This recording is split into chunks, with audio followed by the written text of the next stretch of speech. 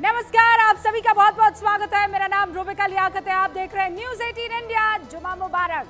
आज संविधान सदन यानी पुराने संसद भवन के सेंट्रल हॉल से सर्वसम्मति से प्रधानमंत्री नरेंद्र मोदी को एनडीए संसदीय दल का नेता चुन लिया गया है।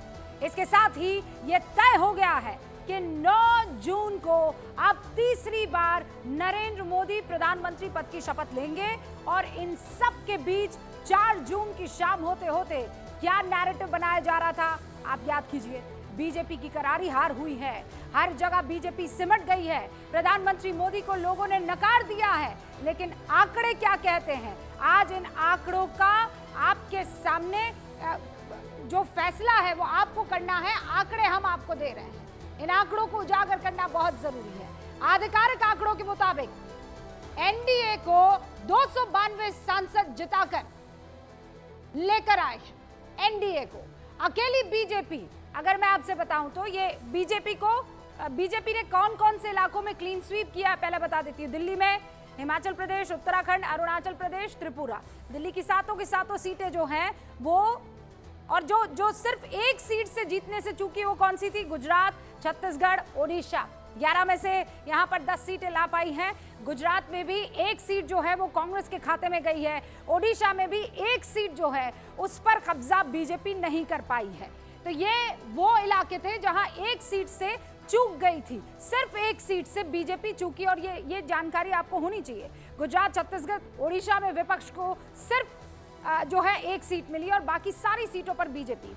राजस्थान, बिहार, झारखंड, कर्नाटक, असम में बीजेपी सबसे बड़ी पार्टी बनकर उभरी है। लेकिन हाँ, पिछली बार क्लीन स्वीप किया था, ये हमें नहीं भूलना चाहिए। ये सब तब हुआ जब बीजेपी के हिस्से 10 साल की एंटी इनकम्बेंसी थी। जब संविधान खतरे में है, आरक्षण खत्म कर दिया जाएगा, यही नैरेटिव दिया गया था ना। विपक्ष की तरफ से क्या कहा गया था? जब कांग्रेस की तरफ से महिलाओं को गारंटी कार्ड बांटा गया था तो क्या कहा गया था? क्या आपको महीने के 8,500 रुपए दिए जाएंगे, आप हमें वोट दीजिए, हम आपका घर चलाएंगे, 8,500 रुपए देंगे, ये बात कही गई। उसके बाद क्या हुआ? महिलाएं लखनऊ में कांग्रेस दफ्तर, बाकी तमाम इलाकों में कांग्रेस दफ्तर में लाइन लगाकर खड़ी होगी, और ज्यादातर उसमें अकलियत से जुड़ी महिलाएं थी, यानी मुस्लिम महिलाएं।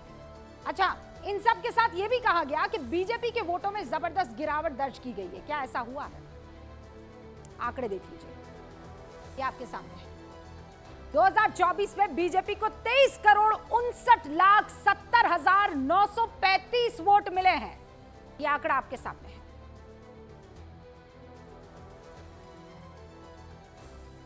एक बार फिर से बता देती हूं, 2024 में बीजेपी को 23,73,73,935 वोट मिले हैं, यानी कुल पड़े वोटों का 36.56%। और कांग्रेस को कितने पड़े हैं वोट? आपके सामने 13,67,59,064 वोट मिले हैं, यानी कुल वोट प्रतिशत का 21.19%। और ऐसा नहीं है कि कांग्रेस की वोट प्रतिशत में वृद्धि नहीं हुई है, यह कहना गलत होगा। लेकिन अगर इस आंकड़े को 2019 के लोकसभा चुनावों से तुलना करें तो बीजेपी को 2019 में 22,90,76,889 वोट मिले थे। तब वो कुल वोट प्रतिशत का कितना था? 37.3% था। कांग्रेस को 2019 में कितने वोट पड़े हैं? 11 करोड़ के लगभग, है ना। 11,94,95,214। कुल वोट प्रतिशत का 19.49%। अगर 2024 और 2019 के वोट की तुलना करें तो बीजेपी को 68,97,056 वोट, यानी 68,97,056 वोट ज्यादा मिले हैं। 68,97,056 वोट ज्यादा मिले हैं, और 1,72,72,850 ज्यादा वोट मिले। वोट के अलावा जो के हिसाब से अगर मैं बीजेपी को उत्तर में नुकसान, कोई राय नहीं है, लेकिन पूर्व और दक्षिण भारत में बीजेपी ने नई जगह पर विस्तार किया है। पहली बार बीजेपी ने ओडिशा की 21 में से 20 सीटें अकेले अपने दम पर जीती हैं। ओडिशा में देख लीजिए, 20 सीटें अपने दम पर जीती है। केरल में दूर दूर तक नहीं थी, एक सीट अपने नाम कर ली है। यहां तेलंगाना की बात कर लेते हैं। तेलंगाना में बीजेपी ने 17 सीटों में से 8 सीटें जीती है, 8 सीटें मिली है। पिछली बार बीजेपी को 4 सीटें मिली थी। केरल में पहली बार बीजेपी का खाता खुला। आंध्र प्रदेश में बीजेपी ने 3 सीटों पर जीत दर्ज की है। यानी जिस नैरेटिव के दम पर बीजेपी को हारा हुआ बताने की कोशिश की गई, उसकी सच्चाई आंकड़ों के जरिए आपको जानना जरूरी थी। पिछले 10 आम चुनावों के आंकड़े भी इस भ्रम को आईना दिखाते हैं। 1989 1989 से लेकर अब तक लोकसभा में 240 का आंकड़ा सिर्फ 3 बार किसी एक पार्टी ने पार किया, और वो कौन सी पार्टी है बताइए मुझे।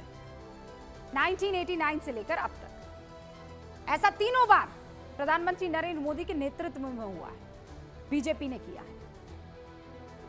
1989 में कांग्रेस ही थी, शुरुआत ही हुआ करती, 97 सीटें मिली। फिर 91 में नरसिम्हा राव सबसे सीटें आपके सामने है, 91 में आई है। इन चुनावों में 161 वोट बीजेपी को मिले थे। फिर आप 98 में आइए,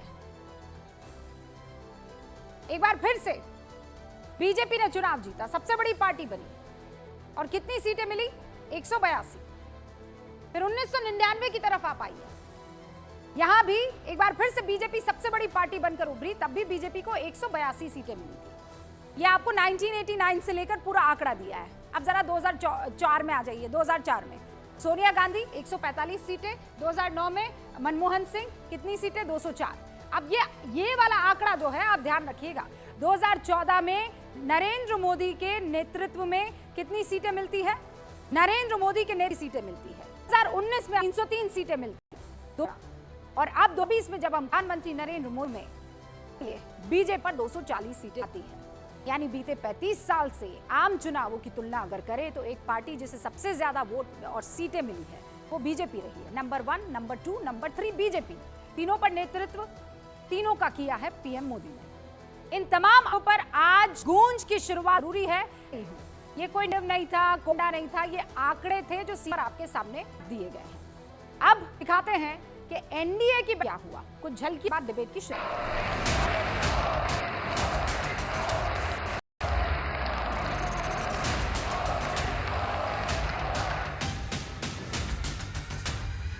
एनडीए के संसदीय दल के नेता व लोकसभा के नेता के रूप में माननीय नरेंद्र मोदी जी के नाम का प्रस्ताव करता हूं। मैं मन से समर्थन करता हूं। भारत को सर आप पर पूरा विश्वास हालत में नरेंद्र मोदी जी के साथ एनडीए के साथ रहेंगे। Support Shri Narendra Modi ji as the leader of NDA party. Congress की तरफ से एनडीए संसदीय दल के पद पर नरेंद्र मोदी जी नाम का समर्थन करता हूं।